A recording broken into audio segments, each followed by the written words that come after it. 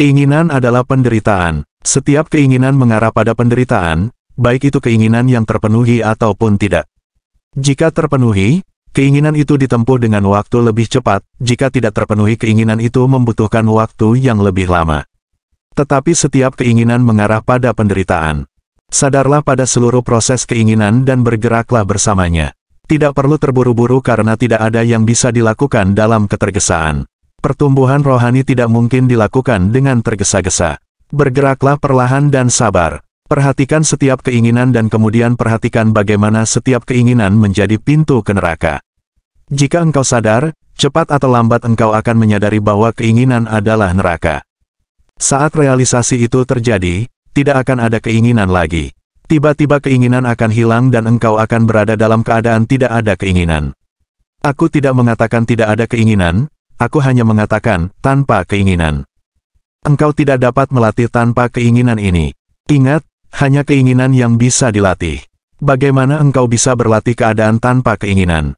Engkau tidak dapat melatihnya, engkau hanya dapat melatih keinginan. Tetapi jika engkau sadar, engkau akan menyadari bahwa keinginan-keinginan itu membawa penderitaan. Ketika ini menjadi realisasi bagimu, bahwa setiap keinginan mengarah pada kependeritaan, bukan hanya sebuah pendapat dan pengetahuan, tetapi fakta yang disadari, keinginan menghilang, keinginan itu menjadi tidak mungkin ada. Bagaimana engkau membawa dirimu ke dalam penderitaan? Yaitu dengan selalu berpikir bahwa engkau sedang membawa dirimu menuju kebahagiaan. Ini telah terjadi selama banyak hidup dan kehidupan. Engkau selalu berpikir ini atau itu adalah pintu surga, dan ketika engkau telah masuk ke pintu itu, engkau selalu menyadari bahwa di balik pintu itu adalah neraka. Itulah yang selalu terjadi. Bergeraklah dengan perhatian penuh dalam setiap keinginan dan biarkan setiap keinginan membawamu ke dalam penderitaan. Tiba-tiba, suatu hari kedewasaan dan kematangan terjadi, engkau akan menyadari bahwa setiap keinginan adalah penderitaan. Saat engkau menyadari hal ini, keinginan menghilang. Tidak perlu melakukan apapun, keinginan menghilang begitu saja, layu dengan sendirinya, dan engkau berada dalam keadaan tanpa keinginan. Dalam nirvana tanpa keinginan itu, yang ultimate, ada kebahagiaan yang mutlak. Engkau dapat menyebutnya Tuhan, kerajaan Tuhan atau apapun yang kau pilih untuk menyebutnya, tetapi ingatlah dengan baik bahwa itu bukan hasil dari keinginanmu. Itu adalah konsekuensi dari tidak berkeinginan, dan tidak berkeinginan tidak dapat dilatih. Mereka yang berlatih tanpa keinginan, telah menipu diri mereka sendiri.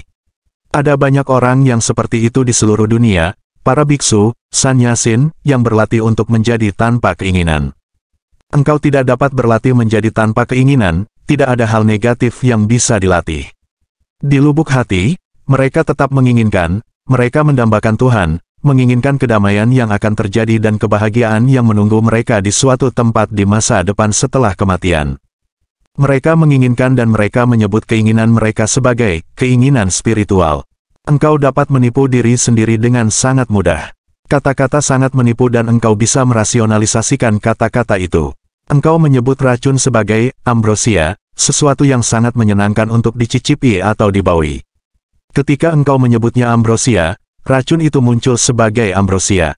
Kata-kata itu menghipnotis, itu adalah satu hal.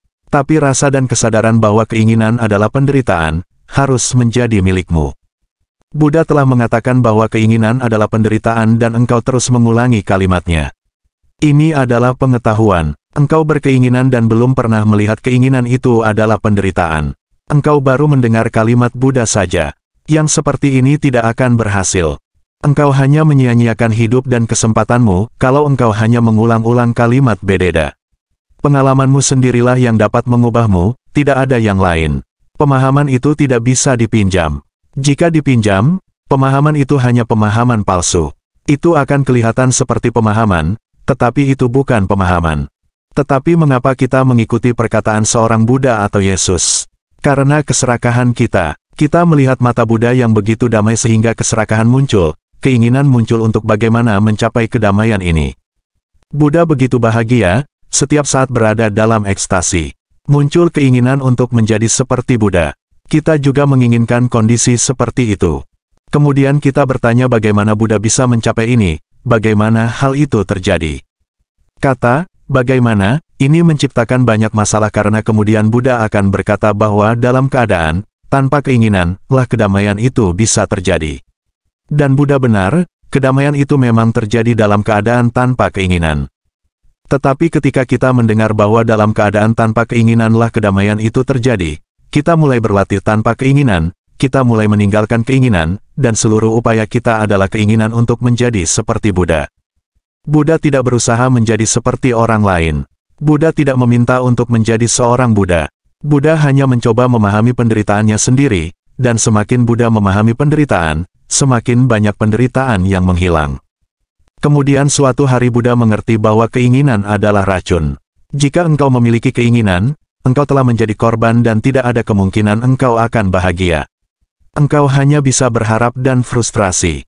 Kemudian muncul lebih banyak harapan dan lebih banyak frustrasi, ini akan menjadi lingkaran setanmu. Ketika engkau menjadi lebih frustrasi, engkau lebih banyak berharap, karena itulah satu-satunya penghiburan. Engkau terus bergerak ke masa depan karena di masa sekarang engkau selalu mengalami frustrasi, dan frustrasi itu datang karena masa lalumu.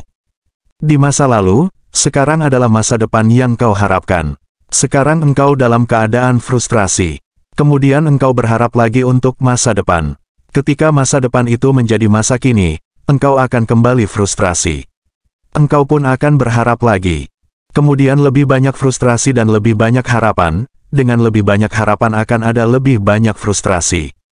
Ini adalah lingkaran setan. Inilah roda samsara. Tidak ada Buddha yang bisa memberimu matanya sendiri. Dan itu baik karena Buddha tidak bisa memberikannya kepadamu.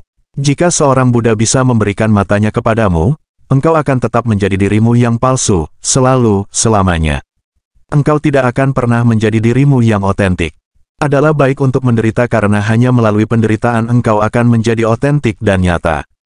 Jadi hal pertama, bergeraklah dengan keinginanmu sehingga engkau dapat memahami apa itu keinginan sebenarnya. Alami apapun penderitaan yang tersembunyi di sana. Biarkan itu terungkap kepadamu. Hanya itulah yang perlu dilakukan, hanya itulah tapas caryanya, latihan spiritual. Osho